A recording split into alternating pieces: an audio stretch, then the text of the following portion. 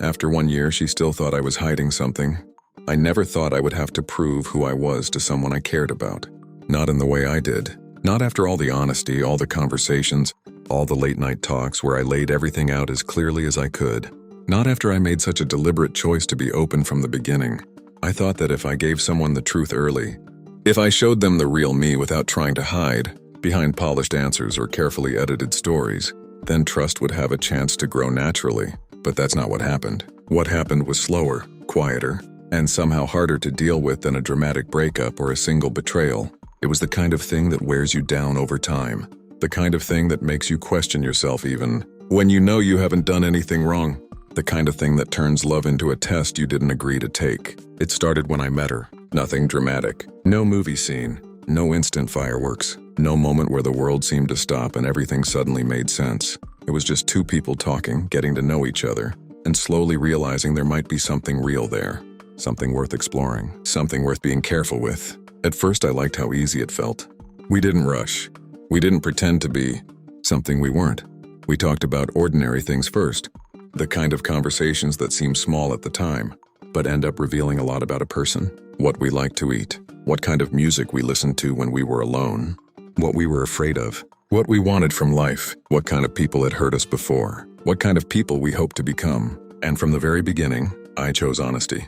I didn't want a relationship built on secrets, half-truths, or things left unsaid. I had seen what that kind of foundation could do to people. I had watched relationships collapse because one person kept too much hidden, or because the truth came out too late, after trust had already been damaged beyond repair. I didn't want that. I wanted something real, even if real meant uncomfortable sometimes. So I told her everything I thought mattered. My past, my struggles, my dreams, my mistakes, my family, my weaknesses, the things I was proud of and the things I wasn't. The parts of myself I had worked hard to improve and the parts I was still trying to understand. I didn't give her a perfect version of me because I didn't want her falling in love with a performance. I wanted her to know the actual person standing in front of her. I told her about the times I had failed people. I told her about the times I had been let down. I told her about the things that still made me insecure.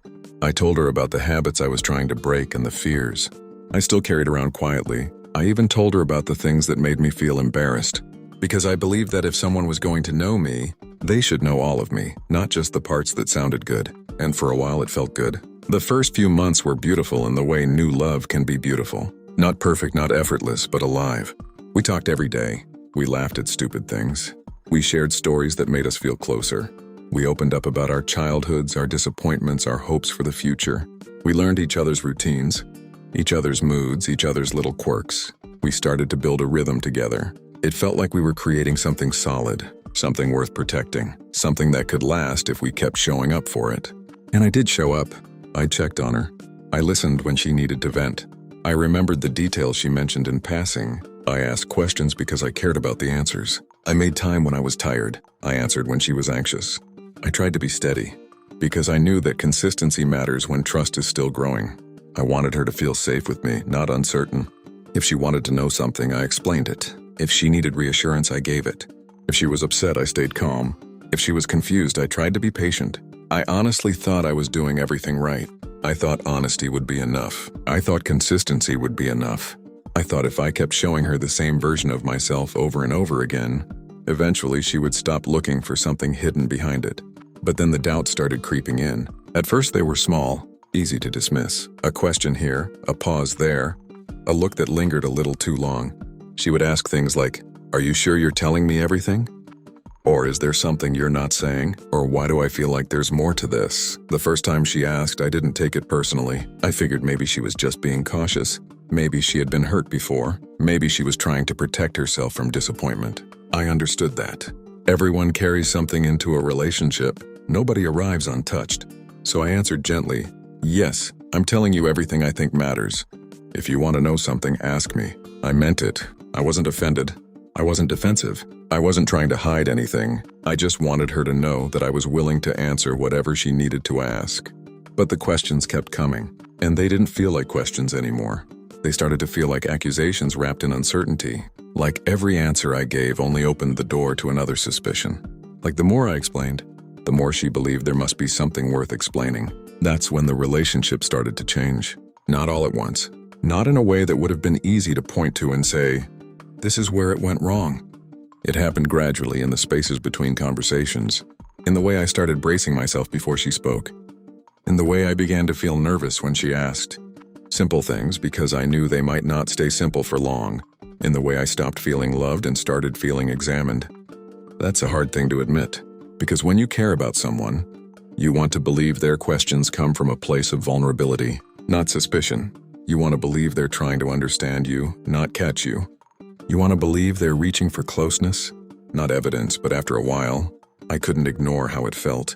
It felt like I was being investigated, like every detail of my life had to be accounted for, like every silence meant something suspicious, like every normal human inconsistency was proof that I was hiding something. And I kept asking myself the same question over and over again. How do you prove something to someone when you've already shown them the truth? Because that's the part people don't always understand. Trust isn't just about whether you're telling the truth. It's also about whether the other person is willing to receive it. You can be honest and still not be believed.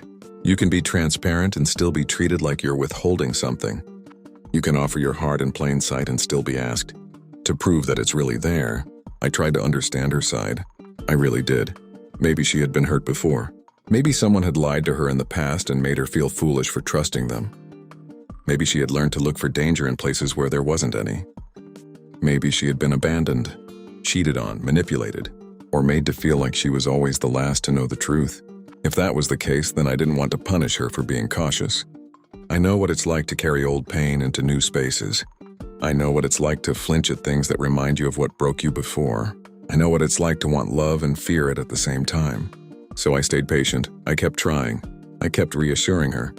I kept answering the same kinds of questions in different ways, hoping that eventually my consistency would matter more than her fear.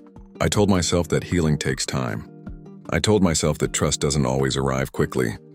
I told myself that if I loved her enough, if I stayed calm enough, if I kept being honest enough, then maybe she would eventually relax into the relationship and stop expecting betrayal around every corner. But a month passed, then another, then 6, then a full year.